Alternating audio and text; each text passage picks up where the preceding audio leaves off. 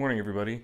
My name is John from Team Doom Spiral, and today we're going to have our second episode of the Doom Den, so welcome.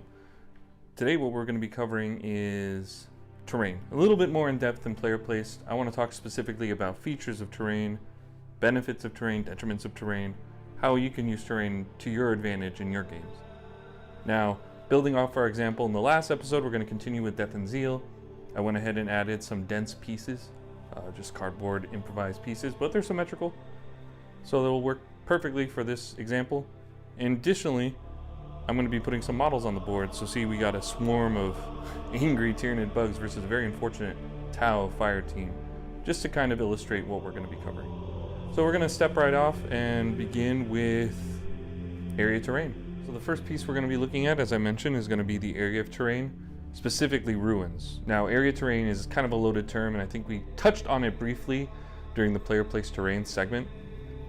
But here, area terrain would be anything that you can essentially walk on that has a footprint. So the obstacles would be excluded, but everything else here, the buildings, the dents, are all considered area of terrain, and you gain the benefit from touching or being on that area of terrain.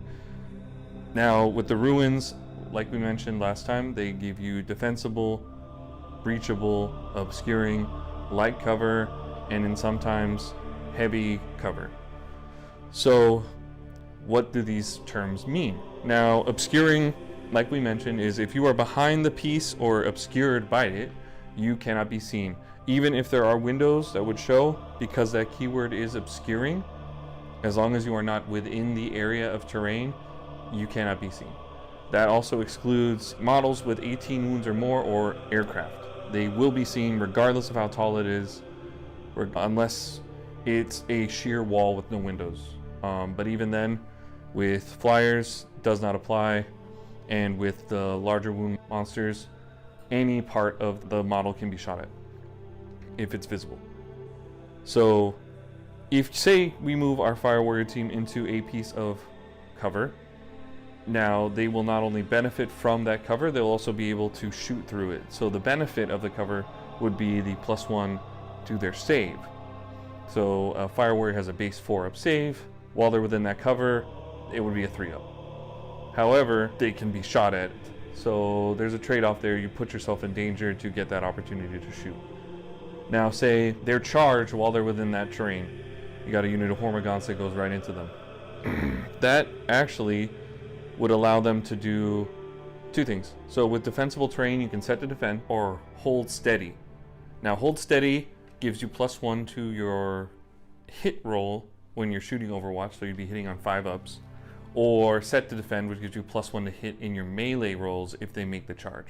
You have to declare it before your charge though. So say the Hormagaunts charge, they use their hold steady, so then they get +1 to hit in shooting. For their Overwatch, they spend the command point, the CP, for Overwatch. Now they'll be hitting you on 5s, and it potentially helps soften the blow of the charge if they make it in, and also causes a morale check if they, even if they do make it in, and if they don't, and then they're left out, twisting in the wind, it's beneficial. Now, not all of these pieces have heavy cover. Most of them just stop at light cover, but with defensible, still a positive thing. And heavy cover being the unique one, it's kind of like the unicorn of these pieces, gives you +1 to your save against melee. So they would be at a 3-up base against melee in addition to shooting. So those come into play. Now, one other thing that we should talk about also is the limits of obscuring. So obscuring would work as long as you are behind the footprint or behind the wall of the specific piece. This is something you should also discuss with your opponent about how far these footprints go. Most of these are pretty conservative in terms of how much footprint they get per piece. Some of the older pieces from 8th edition have gigantic footprints, and that's something you'll need to discuss, whether it's just the wall threshold or the footprint. But the one thing that always applies is if you are not fully behind the piece, and there is any part of the model, be it a gun, be it a hand, a claw, poking out from behind that footprint, you can be targeted because you are no longer behind that obscuring. Always something to keep in mind with guns, with unit placement, tails, anything that could poke out, a sword. You want to make sure that you are fully behind that piece, because if you are not, you're giving your opponent the opportunity to shoot you. Also, another thing that pays heavily into this is if they have any indirect fire, which at this point in the meta is kind of dying out, but any sort of indirect will ignore that obscuring and they'll be able to shoot you with impunity. So that's just one thing to keep in mind. A lot of pieces that you'll see at tournaments and ITC events will not have a blocked out front floor. A lot of the pieces will not have windows, but most of them will. Now, if they don't have any windows, that means you cannot be seen, and that's a positive thing. But you could also scale up to the second floor if there are windows, allowing you to shoot out. So you can't be shot at if you're on the bottom floor, but you can be shot at if you're on the top floor. Another thing to keep in mind with using these pieces is the engagement range in melee. Now, the way it works is it's 1 inch horizontally and 5 inches vertically. So the main point here is when you are placing your models within these pieces of terrain, you want to be at least 1 inch away.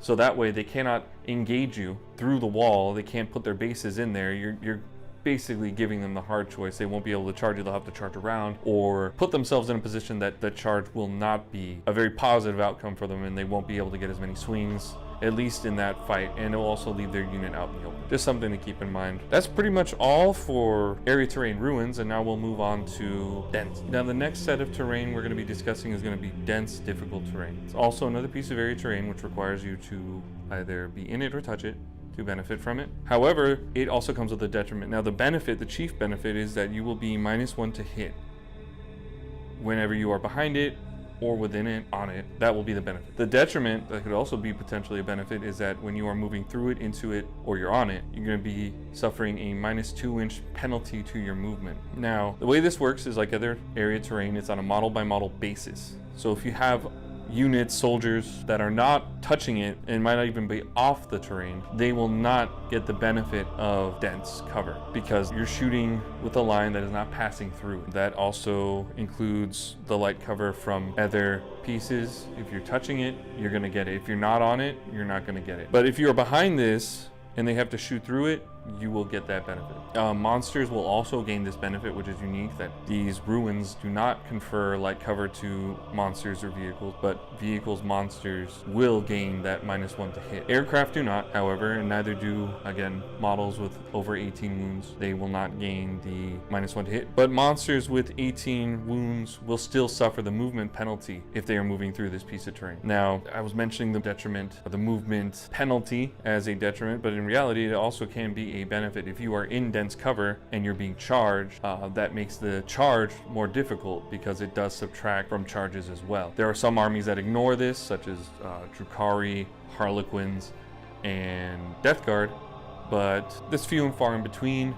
Flying units also ignore that movement penalty, and they also can move through ruins or pieces of cover that normally do require breachable and are not scalable. Scalable is something that we'll talk about when we cover our next piece of terrain, which is going to be obstacles, which we'll be covering right now.